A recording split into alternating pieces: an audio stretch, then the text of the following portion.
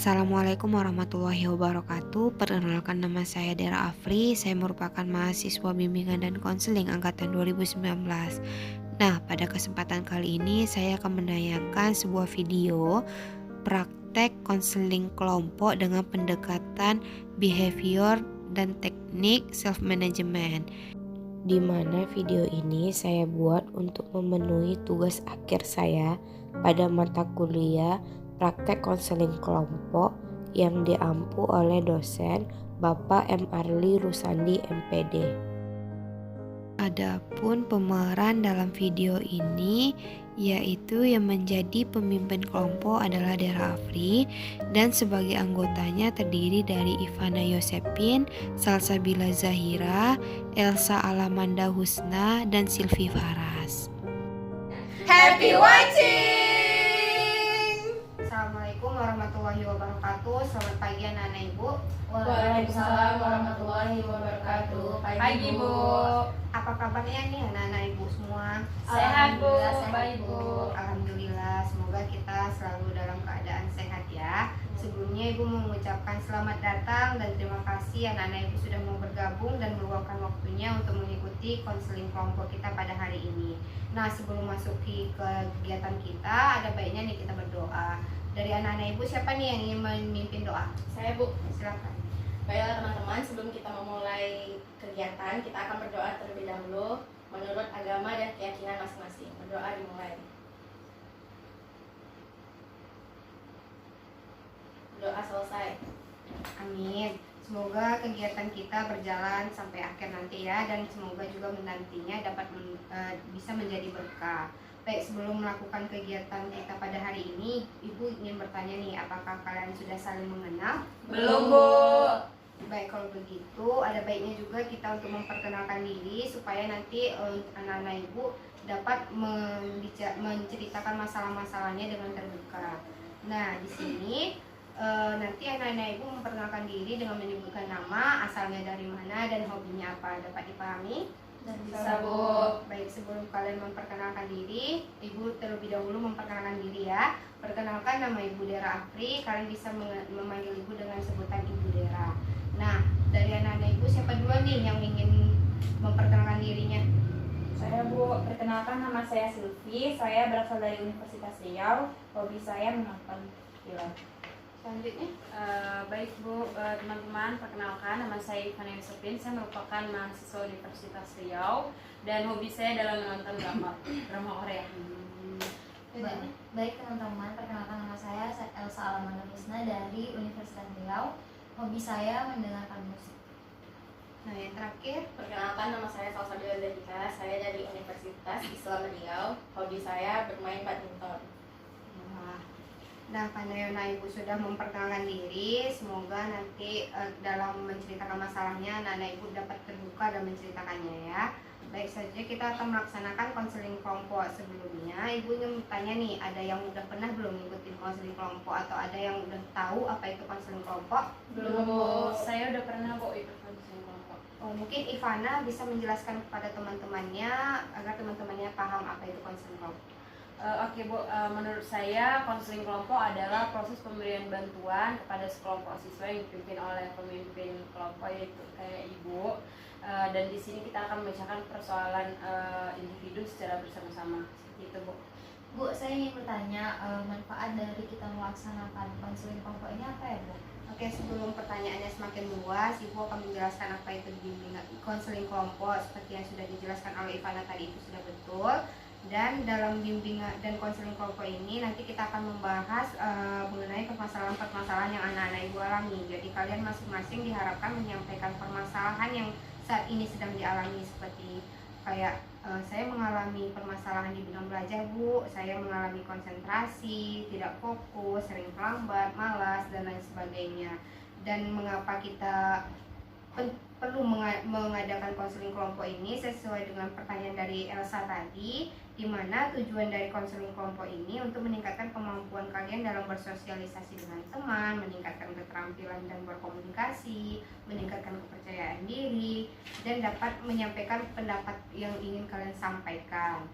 Nah, juga dapat memecahkan suatu masalah yang mungkin terjadi dalam kelompok, maupun kalian dapat memiliki masalah yang sama dengan permasalahan siapa yang akan kita bahas. Sampai di sini anak-anak ini mengerti? Mengerti, Bu. Nah, dan dalam konseling kelompok ini terdapat beberapa azas, di antaranya itu azas kerahasiaan, di mana nanti anak-anak ibu diminta untuk menjaga rahasia apapun yang terjadi dalam konseling kelompok tidak boleh diceritakan di luar. Dan lalu ada namanya azas kesukarelaan. Jadi anak-anak ibu di sini mengikuti konseling kelompok tanpa adanya paksaan, dorongan dari orang lain, dan mengikuti konseling kelompok ini atas kemauan dari diri sendiri. Selanjutnya ada azas keterbukaan, di mana anak-anak ibu di sini diminta untuk terbuka dalam menyampaikan permasalahannya agar nanti dapat dipecahkan bersama-sama. Dan yang terakhir itu adalah azas kegiatan, di mana anak-anak ibu diharapkan untuk aktif dalam mengikuti kegiatan kita pada hari ini. Sampai di sini dipahami? Bisa. Bu. Saya ingin bertanya, Bu. Iya. Jadi nanti kita menceritakan masalah kita masing-masing ya, Bu? Iya, benar sekali. Jadi permasalahan kalianlah yang akan kita bahas dalam konseling ini. Oleh karena itu nanti diharapkan anak-anak ibu bisa menjaga rahasia mengenai apa-apa yang kita bicarakan terkait permasalahan nantinya. Bisa dimengerti? Bisa, Bu. Nah, karena anak-anak ibu sudah mengerti dan sepakat untuk melanjutkan kegiatan konseling kelompok kita, ibu mau minta usulan dari anak-anak ibu bagaimana sistematis dalam kegiatan konseling kita. Saya Bu, kalau menurut saya bagaimana jika konseling kelompok ini kita laksanakan dalam durasi 30 menit? Yang lain?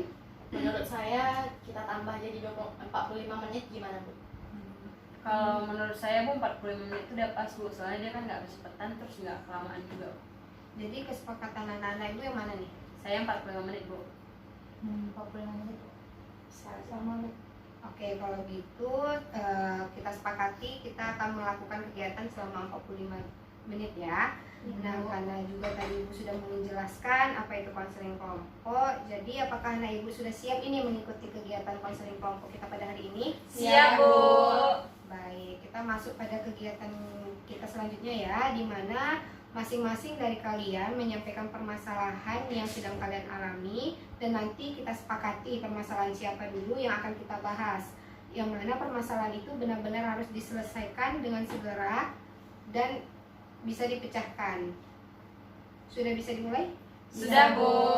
Kalau begitu siapa nih yang mau menyampaikan permasalahannya duluan? Saya, Bu. Silakan Ici. Saya punya masalah dalam pembelajaran, Bu. Saya sulit fokus dan sulit untuk memahami pelajaran. Oh, jadi permasalahan IPI di sini sulit untuk fokus ya. Iya, Bu. Selanjutnya? Saya, Bu, boleh, Bu. Permasalahan saya di sini kan, Bu, saya itu kan hobinya nonton drakor kan, Bu, drama Korea. Jadi saya tuh jatuhnya ke kecanduan gitu, Bu, kecanduan nonton drakor, Bu. Itu permasalahan saya, Bu. Jadi Fana ini mengalami masalah yang kayak terlalu fanatik, susah memanage waktu, dan kalau mengerjakan tugas itu dengan sistem SKS ya. Iya, Bu. Selanjutnya? Saya, Bu, saya sering memiliki kesalahpahaman dengan teman-teman saya. Oh, jadi ada permasalahan hubungan antara teman ya? Iya. Elsa? Kalau saya Bu, masalah keuangan. Jadi kan saya ini orangnya itu suka belanja kan Bu, apalagi belanja online semenjak pandemi ini. Nah, jadi saya itu sering susah untuk mengatur keuangan, uang bulanan yang dikasih sama orang tua saya itu sering kayak habis tidak terduga gitu Bu. Jadi permasalahan Elsa di sini susah memanage keuangannya ya. Nah, karena anak-anak ibu sudah menceritakan masalah-masalahnya, jadi kita sepakati nih permasalahan siapa yang ingin kita bahas terlebih dahulu. Permasalahan saya, Bu. Ya, Bagaimana Bu. yang lain? Masalah Setuju, Bu. Ivana kayaknya lebih urgent dari kita semua. Setuju Bu. Oke, karena sudah sepakat permasalahan Ivana yang akan kita bahas, mungkin Ivana boleh menceritakan permasalahannya lebih detail lagi. Oke, baik, makasih, Bu. Nah, di sini, Bu, saya itu kecanduan drama Korea, yang mana benar-benar saya tuh benar-benar mania gitu loh, Bu. Benar-benar nggak bisa berhenti nonton drama Korea gitu, Bu. Jadi saya tuh mengabaikan tugas-tugas kuliah saya, mengabaikan pembelajaran saya, dan mengabaikan hal-hal lain di sekitar saya gitu, Bu. Jadi kayak dunia saya hanya berputar di pendrakoran itu aja, Bu. Gitu, Bu. Mungkin ibu ingin bertanya terlebih dahulu ya. Jadi Ivana ini mulai suka drama Korea itu dari kapan dan bagaimana bisa suka itu awalnya? Nah, saya sukanya itu dari kelas 1 SMA, Bu. Jadi awalnya itu teman-teman gitu kan yang nawarin kayak ini ada namanya drama Korea gitu. Jadi saya pertama nonton kan Bu. Nah pas saya tonton pertama tuh kak enak gitu, terus pemain-pemainnya juga ganteng-ganteng, cantik-cantik gitu kan Bu. Jadi saya gaya-gaya hidupnya juga enak-enak gitu kan, keren-keren. Jadi saya mulai tertarik Bu dari situ. Nah dari situlah saya mulai keterusan Bu, mencari-cari terus dapat terus drama baru, dapat terus akhirnya sampai kecanduan seperti itu Bu. Berarti sudah cukup lama ya, bisa dikatakan 5 sampai 6 tahun ya. Iya Bu. Mungkin dari anak-anak ibu ada yang ingin ditanyakan atau ada yang ingin memberi pendapat? Saya Bu. Silakan ya. Nah, jadi dari permasalahan Ivana ini, kira-kira ada nggak sih apakah dari teman atau dari faktor lingkungan yang bikin Ivana bisa kayak gini sekarang sampai fanatik sama drakor ini gitu? Ya itu seperti yang saya bilang tadi, awalnya itu emang gara-gara teman gitu, cuman dan teman juga kayak lebih ke mendorong gitu ya pas SMA gitu ke dalam lingkungan itu, jadi kayak semakin didukung gitu loh saya nonton drakor gitu. Mungkin yang lain ada yang ingin ditanyakan atau berpendapat? Saya Bu, Silakan Ivi. jadi kamu kalau nggak ada teman-teman kamu di dekat kamu tetap nonton atau nggak nonton? Kalau itu sih tetap nonton ya, karena tadi udah kecanduan gitu, jadi kayak nggak peduli gitu ada kawan lain gitu yang ngawanin atau enggak kayak gitu. Dari anak-anak ibu yang lain ada yang ingin ditanyakan ke Ivana? Saya Bu ingin bertanya, jadi respon teman-teman Ivana pada saat ini apa, dan apa kebiasaan yang biasanya terbawa oleh Ivana? Untuk respon teman-teman sekarang itu mereka kayak udah biasa aja sih, karena dulu awal-awal mereka tuh sempat nasihatin juga, namanya temen ya kan, nasihatin kan itu hal yang nggak baik gitu kan, karena bisa mengganggu pelajaran dan sebagainya. Tapi karena sering saya hiraukan, sering saya nggak peduliin, jadi mereka kayak udah males, capek gitu kan nasihatin, jadi ya udah gitu mereka biarin aja. Dan untuk dampaknya sih lebih ke gaya hidup ya, mungkin saya jadi kayak terlalu tidak mematuhi sesuai norma-norma agama gitu, mungkin bahasanya gitu kan, pakaiannya seperti itu sih Bang. Mungkin dari Elsa ada? Jadi kan kalau bisa dibilang kan Ivana ini udah fanatik gitu kan. Nah, pernah nggak sih kalau misalnya saat lagi nonton drakor sampai tengah malam itu kamu kayak ketahuan sama orang tua kamu lagi nonton sampai tengah malam, sedangkan besok paginya tuh ada kegiatan yang lain gitu. Terus gimana respon dari orang tua kamu? Kalau itu pasti sih ya, karena kan tinggal serumah, jadi pasti pernah colongan gitu mereka tahu gitu, ketahuan kan. Ya pertama-tama tuh mereka pasti marah, namanya juga orang tua kan mau yang terbaik kan buat anaknya. Mereka tuh pasti marah-marah, terus cuman karena saya emang sudah terlalu kecanduan gitu, jadi saya nggak peduli gitu loh, kayak apa yang dibilang mereka ya udah sih gitu, tinggal tutup pintu kamar kayak gitu, nggak mau didengerin kayak gitu sih kurang. Saya ingin bertanya Bu, Ya silakan Ivi. jadi mata kamu nggak sakit nonton sambil gitu, apalagi sampai begadang? Untuk mata sih pasti perih ya, terus untuk badan juga secara fisik gitu kan, saya sering sakit-sakit, pegel-pegel badannya, kadang masuk angin juga, cuman ya gimana, namanya juga udah cantik gitu. Terus kamu nggak belajar dong? Ya nggak belajar lah, soalnya waktu untuk keluarga aja nggak ada, apalagi untuk belajar kayak gitu. Parah sih. Jadi kan drakor itu kan ada banyak episodenya, jadi kamu ngerasainnya berapa lama gitu? Kalau untuk durasi sih, saya kalau misalnya hari Senin sampai Jumat itu kan masih ada kuliah kan, jadi masih terbatas gitu dari malam sampai subuh biasanya. Tapi kalau untuk Sabtu Minggu itu bisa seharian gitu loh, kayak hampir 12 jam nonstop gitu nonton gitu. Aku mau nanya, apa nggak ada yang ingin kamu ubah dari perilaku kecanduan drakor kamu? Untuk perilaku sih pasti ada ya, karena saya tuh kan menyadari banget sebenarnya gitu, kayak ini tuh salah gitu, karena kalau diterusin tuh bakal lebih parah lagi gitu kan. Cuman ya itu karena udah kecanduan jadi susah, kalau ada tongannya pasti ada lah, pasti banget.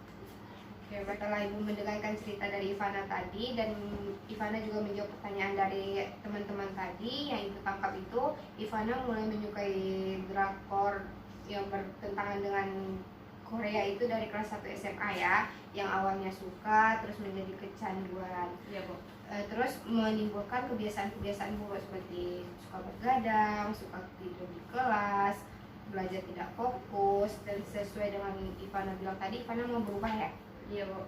Nah, jadi menurut Ibu selama Ivana ingin berubah dan Ivana memang udah niat untuk berubah, jadi Ivana harus bisa untuk mengontrol diri Ivana sendiri. Bagaimana? Iya Bu, memang harus sih Bu, karena saya tahu ini kebiasaan yang buruk banget dan kalau dibiarin bisa jadi fatal gitu. Baik, kalau begitu anak-anak ibu yang lain, apakah ada solusi atau jalan terbaik nih untuk menyelesaikan permasalahan yang dihadapi Ivana?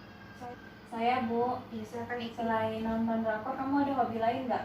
Mungkin hobi lain itu bisa jadi cara buat ngilangin kebiasaan nonton drakor. Kalau untuk hobi sih mungkin yang lain saya suka nyanyi ya. Saya suka lagunya musik. Mungkin dengan nyanyi kamu bisa mengubah kebiasaan kamu nonton drakor itu.